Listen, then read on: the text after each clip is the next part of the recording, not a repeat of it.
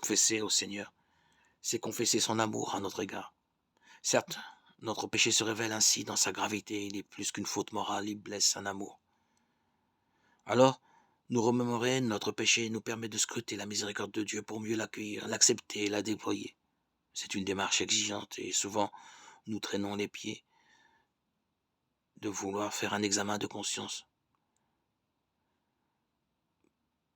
Prions Dieu qui puisse nous donner les mots pour nous convertir nos cœurs, purifier notre âme. Engageons-nous dans un acte de charité, dans de bonnes œuvres, pour que notre cœur de pierre devienne cœur de chair. Oui, il y a dans ce Dieu si fort une faiblesse. C'est la prière de l'homme humble en union avec notre Seigneur Jésus-Christ. Il ne peut y résister. Elle seule peut changer les desseins de sa justice, les faire tourner même au triomphe de son amour.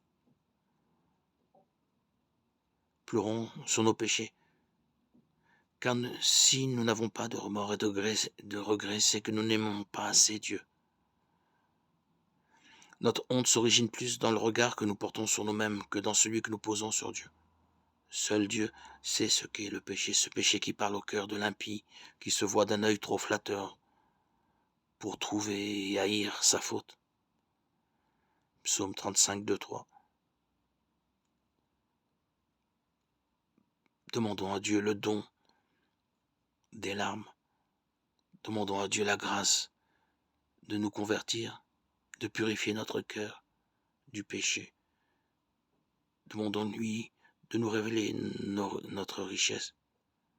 Laissons-nous surprendre par les multiples aspects de son amour.